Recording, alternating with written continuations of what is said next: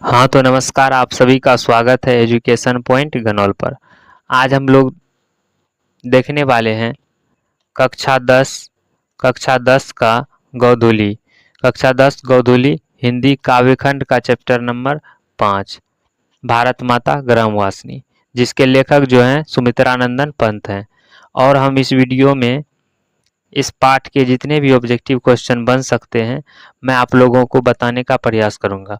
तो आप लोग इस वीडियो को शुरू से अंत तक ज़रूर देखिए और अगर पसंद आए तो लाइक ज़रूर कीजिएगा और चैनल पर अगर पहली बार आए हैं तो चैनल को सब्सक्राइब ज़रूर कर लीजिएगा। हाँ, और अगर आप लोग इससे पहले का इससे पहले वाले पार्ट का अगर ऑब्जेक्टिव क्वेश्चन नहीं देखे हैं तो इसी वीडियो के डिस्क्रिप्शन में जो है उस वीडियो का लिंक दे दिया गया है, वहाँ से आप लोग देख सकते हैं, कर लीजिएगा। तो चलिए हम लोग क्वेश्चन की ओर चलते हैं। हमारा पहला क्वेश्चन है कि भारत माता किनकी कविता है। तो भारत माता जो है वो भारत माता किनकी कविता है, तो भारत माता सुमित्रानंदन पंत की कविता है। फिर अगला प्रश्न है हमारा कि सुमित्रानंदन पंत का जन्म कब हुआ था। सुमित्रानंदन पंत का जन्म कब हुआ था, तो जन्म जो हुआ था सुमित्रानंदन पंत का वो हुआ था 1900 ईस्वी में। कब हुआ था, 1900 ईस्वी में। फिर अगला प्रश्न हमारा कहता है कि सुमित्रानंदन के पिता थे। सुमित्रानंदन के पिता थे, तो सुमित्रानंदन पंत के पिता कौन थे, तो गंगादत्त पंत थे। कौन थे, गंगादत्त पंत। सुमित्रानंदन पंत के पिता कौन थे, तो गंगादत्त पंत थे। ऑप्शन डी हमारा सही जवाब होगा। फिर अगला प्रश्न है हमारा कि सुमित्रानंदन पंत की माता थी। सुमित्रानंदन पंत की माता का क्या नाम था, तो आप लोग जरूर पढ़े होंगे। तो सुमित्रानंदन पंत की माता की जो नाम थी वो थी सरस्वती देवी। क्या था, सरस्वती देवी। फिर अगला प्रश्न हमारा कहता है कि भारत माता कविता में भारत का कैसा चित्र प्रस्तुत किया गया है। आदर्श, काल्पनिक, यथातथ्य, इनमें से कोई नहीं। तो भारत माता कविता में जो है भारत का यथातथ्य चित्र प्रस्तुत किया गया है। कैसा चित्र प्रस्तुत किया गया है, यथातथ्य। फिर हमारा अगला प्रश्न है कि भारत माँ के श्रेष्ठ मुख की तुलना कवि ने किससे की है। सूर्य से, कंचन से, पुष्प से या फिर छायायुक्त चंद्र से। तो भारत माँ के श्रेष्ठ मुख की यानी मुख की जो तुलना कवि ने की है वो छायायुक्त चंद्र से की है। किससे की है, छायायुक्त चंद्र से। फिर अगला प्रश्न है हमारा कि पंत जी प्रख्यात है। पंत जी प्रख्यात है, छायावादी कवि हैं, प्रगतिवादी कवि हैं, प्रयोगवादी कवि है, इनमें से कोई नहीं। तो पंत जी जो प्रख्यात हैं वो छायावादी कवि के रूप में, किसके रूप में प्रख्यात हैं, विख्यात हैं, तो छायावादी कवि।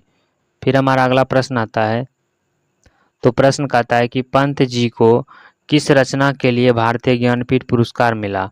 तो पंत जी को किस रचना के लिए भारतीय ज्ञानपीठ पुरस्कार मिला, तो वो चिदम्बरा था।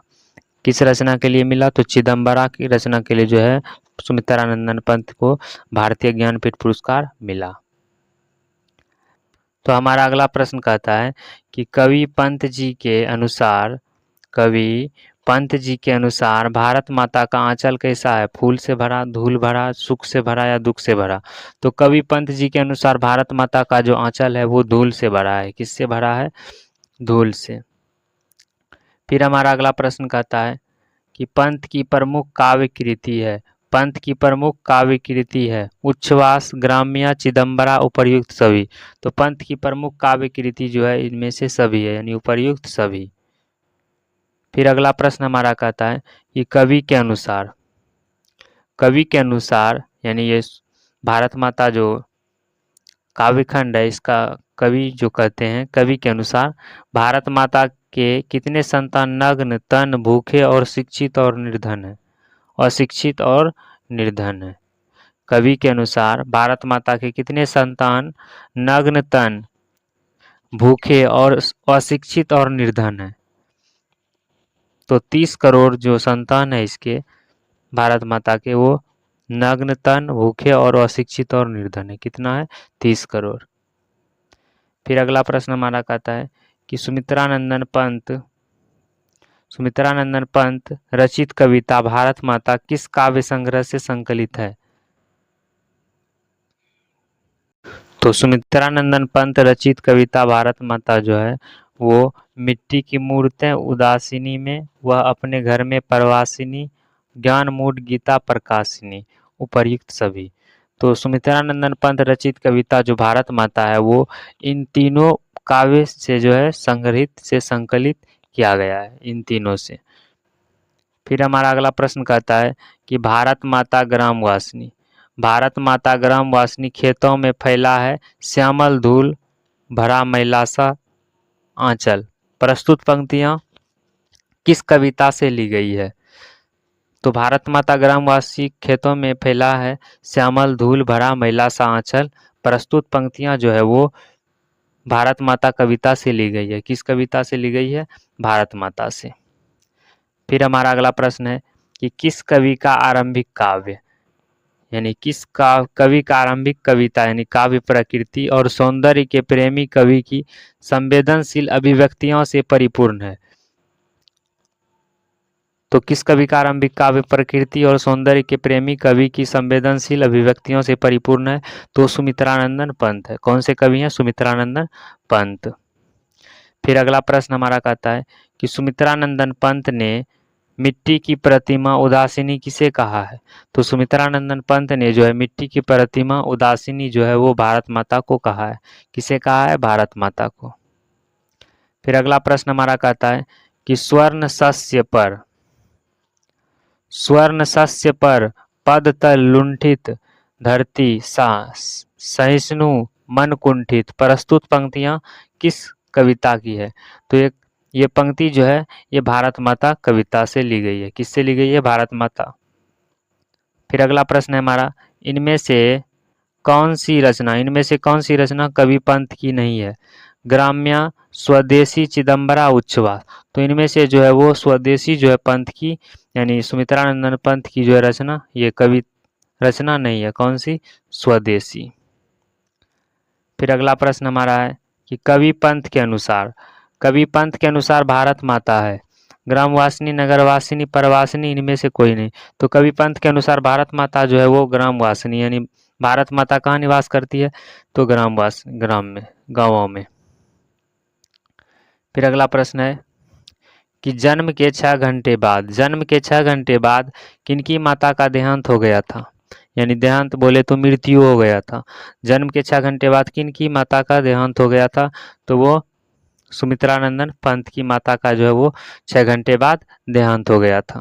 किसका? सुमित्रानंदन पंत। फिर अगला प्रश्न हमारा कहता है कि प्रकृति सौंदर्य की कविता के लिए विख्यात कवि कौन है? तो प्रकृति सौंदर्य की कविता के लिए जो विख्यात है वो सुमित्रानंदन पंत है। कौन है? सुमित्रानंदन पंत। फिर से हमारा अगला प्रश्न है कि स्वर्ण किरण किस कवि की रचना है? तो स्वर्ण किरण भी जो है ये सुमित्रानंदन पंत की रचना है। किसकी है? सुमित्रानंदन पंत। स्वर्ण किरण किस कवि की रचना है? सुमित्रानंदन पंत। फिर से अगला प्रश्न है कि चिदंबरा किनकी रचना है? तो चिदंबरा किनकी रचना है? तो ये भी सुमित्रानंदन पंत की है। किसकी है? चिदंबरा पंत की, जिसके लिए इसे ज्ञानपीठ पुरस्कार भी मिला था। किस रचना के लिए ज्ञानपीठ पुरस्कार मिला था? चिदंबरा। फिर अगला प्रश्न हमारा कहता है कि किस कवि के पिता कौसानी टी एस्टेट में अकाउंटेंट थे? तो किस कवि के पिता कौसानी टी एस्टेट में अकाउंटेंट थे? तो सुमित्रानंदन पंत के जो पिता थे वो कौसानी टी एस्टेट में अकाउंटेंट थे। किसके पिता? सुमित्रानंदन पंत के। फिर अगला प्रश्न हमारा है प्रख्यात छायावादी कवि है। प्रख्यात छायावादी कवि कौन है? तो ये भी जो है सुमित्रानंदन पंत ही हमारा हो जाएगा। कौन प्रख्यात छायावादी कवि है? सुमित्रानंदन पंत। फिर से अगला प्रश्न है कि कवि पंत के अनुसार गंगा जमुना में क्या प्रवाहित हो रही है? तो कवि पंत के अनुसार गंगा जमुना में क्या प्रवाहित हो रही है? तो कवि पंत के अनुसार गंगा जमुना में जो है वो आंसू जल प्रवाहित हो रही है। क्या प्रवाहित हो रही है? आंसू जल। फिर से हमारा अगला प्रश्न आता है, तो प्रश्न हमारा कहता है कि कवि के अनुसार भारत माता की कितनी संतान असभ्य और अशिक्षित और निर्धन है? कवि के अनुसार भारत माता की कितनी संतान असभ्य और अशिक्षित और निर्धन है? तो 30 कोटि जो है संतान भारत माता के कितने संतान? 30 कोटि संतान जो है वो असभ्य, शिक्षित और निर्धन है। कितने कोटि? 30 कोटि। फिर हमारा अगला प्रश्न कहता है कि कवि ने भारत माता के श्रेष्ठ मुख की तुलना किससे की है? सूर्य से, कंचन से, पुष्प से या फिर छायायुक्त चंद्र से? तो कवि ने जो है भारत माता के श्रेष्ठ मुख की तुलना वो छायायुक्त चंद्र से किया है। किससे किया है? छायायुक्त चंद्र से। अब हमारा अगला प्रश्न फिर से आता है, तो ग्राम्या किनकी रचना है? ग्राम्या जो है किनकी रचना है? तो ग्राम्या जो है सुमित्रानंदन पंत की रचना है। किसकी रचना ग्राम्या है? तो सुमित्रानंदन पंत की। फिर हमारा अगला प्रश्न है कि निम्न में से कौन सी रचना पंत जी की है? रहिरास, प्रेम वाटिका, स्वर्ण किरण, जीर्ण जनपद? तो इनमें से जो है रचना पंत जी की जो है वो स्वर्ण किरण है। कौन सी रचना सुमित्रानंदन पंत की है? स्वर्ण किरण। फिर अगला प्रश्न है कि सुमित्रानंदन पंत के अनुसार भारत माता किसकी मूर्ति है? उदास माटी की, सुख समृद्धि की, उदारता की, त्याग की? तो सुमित्रानंदन पंत के अनुसार जो है भारत माता वो उदास माटी की मूर्ति है। किसकी मूर्ति है? उदास माटी की। तो अब हमारा अंतिम सवाल कहता है कि सफल आज उसका तप संयम, पीला हिंसा स्तनय ने शुद्धोत्तम प्रस्तुत पंक्ति किस कविता की है? स्वदेशी, भारत माता, जनतंत्र का जन्म, हिरोशिमा? तो ये पंक्ति जो है भारत माता कविता से ली गई है। किस कविता की है? भारत माता। तो यहीं से हमारा क्वेश्चन समाप्त होता है। तो अगर आप लोगों को यह वीडियो पसंद आया हुआ हो तो इस वीडियो को लाइक कीजिएगा और इस चैनल पर पहली बार आए हैं तो सब्सक्राइब ज़रूर कर लीजिएगा।